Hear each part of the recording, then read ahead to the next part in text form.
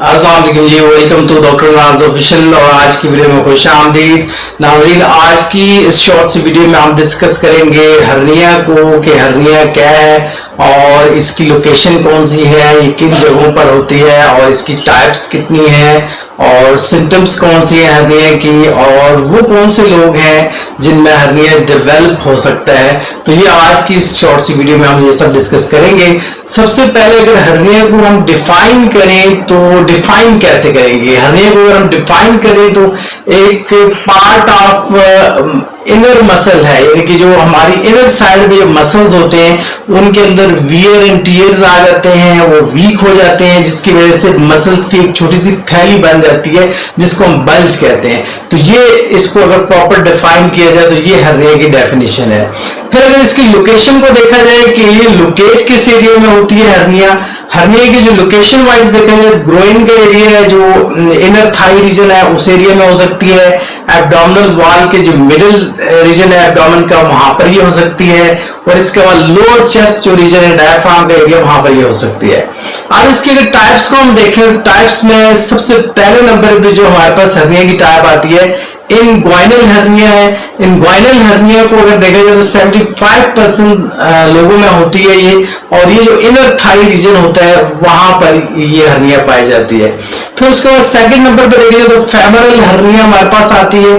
Femoral hernia कौन सी है? जो फीमर का केनाल है, यानी कि जो थाई के जो मसल्स हैं उनके अंदर जो फीमर केनाल है वहां पर बल्ज अगर पाया जाएगा तो ये जो बल्ज है ये क्या कहलाएगा? ये फेमरल हर्निया कहलाएगा। उसके बाद हाइटस हर्निया है। हाइटस हर्निया जो है ये जो डायफ्राम की ओपनिंग है वहां पर जो इजोफेगस है, खुराक की नाली है, स्टमक के जस्ट बिल्कुल ऊपर जो है बल्ज पाया जाएगा, इसको हम हाइटस हर्निया कहते हैं।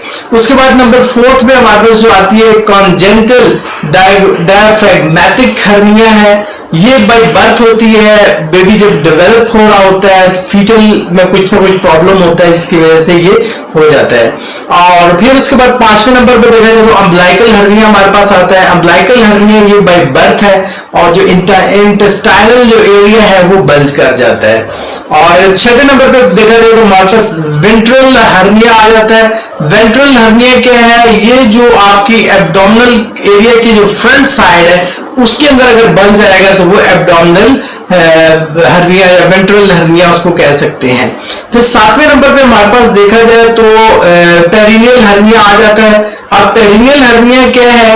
ये आपके जो टिश्यूज होते हैं पेरिनियल एरिया के वो पुश हो जाते हैं कहाँ पे? आपके पेल्विक फ्लोर की तरफ, तो वहां पे वो बल्ज क्रिएट कर देते हैं, इसको हम पेरोनियल हर्निया कहेंगे।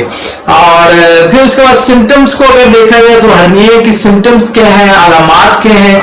इसके अलामात को अगर देखा जाए तो डिस्क बेसिकली अगर देखा जाए तो जो बल्ज है, जो थैली है वो विजिबल होती है। कब विजिबल होती है? 3 कंडीशंस में ये थैली विजिबल होगी हर्निया की। नंबर 1 अपलिफ्टिंग, आप ज्यादा वेट उठाएंगे तो तब ये बल्ज अपीयर होगा और आपको पता चलेगा कि जगह स्वेल हुई है। और फिर लाफिंग, अगर बहुत ज्यादा हंसेंगे खिलखिला के तो उस वक्त ये अपीयर होगी। और थर्ड टाइम पे कफिंग, आप बहुत ज्यादा खांसी करते हैं उसकी वजह से भी फिर वो बल्ज बाहर नजर आएगा सामने तो आपको फील होगा।